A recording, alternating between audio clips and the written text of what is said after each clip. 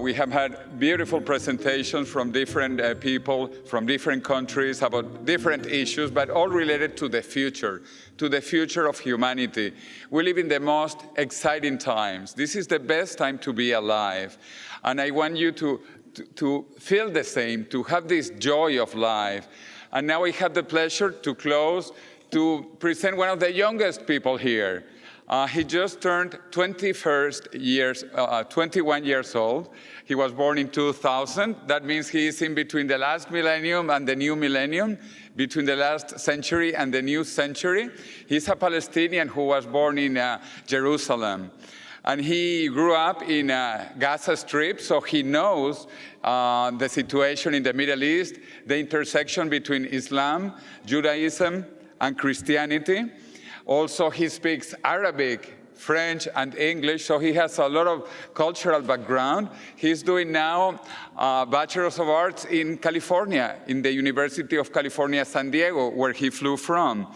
And he just released a single called Jerusalem Freestyle last year, and he has hundreds of thousands of followers in TikTok and other networks. And the reason why he's here not only is because he's young and because it is his birthday, but because he's an inspiration. And he's inspiring many people, not just in Palestine or now in California where he is, but people all over the world. And I think we need this inspiration. We need young people with new ideas, with new dreams, to help us take the humanity into the next level. So, Marwan, please join us and let's learn from you also.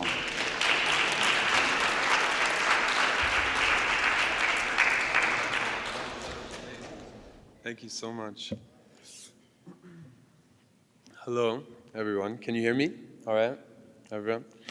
I want to say, first of all, thank you so much, Jose. That was crazy. I don't think I've ever gotten an introduction like that. This is actually like my first public speaking event in a really long time. But I want to start off by saying that I know we're supposed to talk about the future, but I want to just go. So he said I was born in the year 2000, kind of outed me there, but I want to ask you guys about the .com boom. Who remembers the .com boom? Raise just, yeah, okay, so I wasn't born, and I want to ask you, what was the vibe? Like, what was, I just want to know, like, can someone tell me what were people talking about going into that crash? Just anyone, just tell me. Anyone here? It was bubbly, and then suddenly the bubble burst. I had a glass window next to the stairwell at my university, and all the computer science students looked very happy one year. And the next year, they moved so much more slowly. Yeah, okay. So, thank you for that. The reason why I ask is because I think it's fair to say that we're entering another sort of boom in terms of, or in regards to, new age technologies like blockchain, NFTs, crypto. And I think like the last .com boom, the last crash, I think we're going to have a very similar outcome where, some of the technologies will go away, but the core technologies will remain, and I think change human behavior for the years to come. So my name is Marwan Abdelhamid, and I'm a Palestinian artist. I'm based in the US. I was born in the Holy Land in Jerusalem, and I grew up in the open-air prison that is known as the Gaza Strip.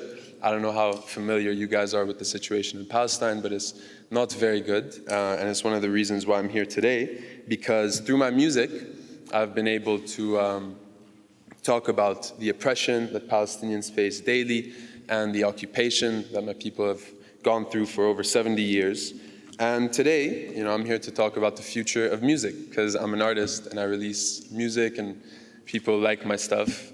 So I want to talk about three things in specific. I want to talk firstly about TikTok. Who here is on TikTok? Yeah, not a lot of you. I swear you guys are missing out on some business, like whoever's not on TikTok. But I want to talk about the careers that are being made on this platform. I released Jerusalem Freestyle. That was last year, and I had roughly, I think, 9,000 followers, and I made a video in 10 minutes just talking about the song. And the algorithm decided to push it out to like 200,000 people. And that's how my career got started, because I didn't want to be, I'm still in school, like I'm in my 4th year, I'm a senior right now, but I just got pushed out to all these people, and the fan base came to me. And this has happened to so many other musical artists where, one day you're living in your mom's basement and then you post a video and the next day you're in Rolling Loud and doing all these concerts and all these shows. And the democratization of fame is real and is crazy to see, and especially for people like me that are Palestinian that have not been represented in mainstream media for a really long time, it's very important that we take these platforms seriously, especially through music. I want to say that the traditional gatekeepers have not given people like myself an outlet to speak on the things that we go through.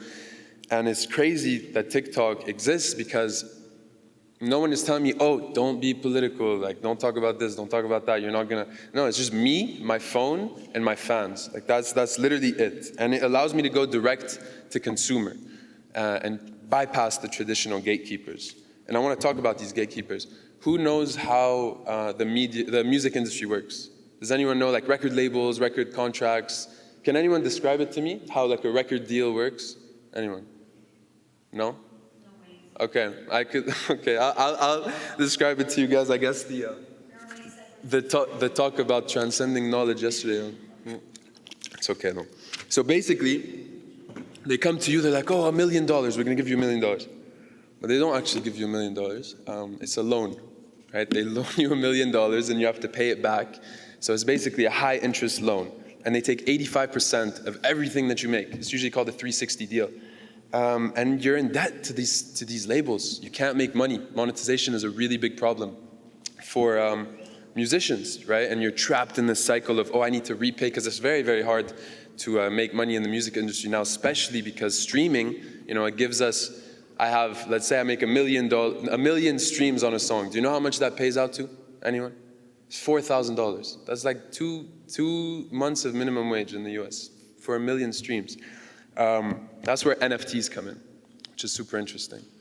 NFTs, I'll tell you a little story. One of my favorite rappers, his name is Tory Lanez. Last month, he got in a fight with his label and he dropped. And then he was like, you know what? I'm gonna drop an NFT album. 7 songs, and he's like, I have 1 million copies of this album, and basically, I'm gonna sell each copy for $1. And he sold the 1 million copies in 57 seconds.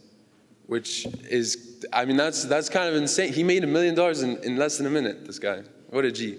But, the reason why I say this is because NFTs are kind of bringing power back to the artist and the fans. Because think about this. Imagine, let's say one of you guys listen to my music and you like me and you think that I'm going to be big. What if you could invest in me? Like as a stock? Like what if the NFT could be fractionalized? My NFT, let's say, could be fractionalized and you could invest in that NFT and then hold it and wait until I get really famous and then you sell it. And we both make money, right? I think that could be really cool. So NFTs are just really interesting in terms of the future of music and helping with monetization for small independent artists like myself. And the last thing that I want to talk about is the metaverse, or metaverses, because yesterday the guy was like not happy that people were saying metaverse. But imagine every time you watched a music video, you could experience that music video in a different way. Because music videos, you're using your hearing and you're using your eyesight. So it has 2 senses. But what if you could use like 4 senses? What if you could, let's say you're listening to the Beatles. What if you could be in Liverpool in the 1960s and you could like drink tea, hey Jude, and you're like sitting there and you're experiencing that.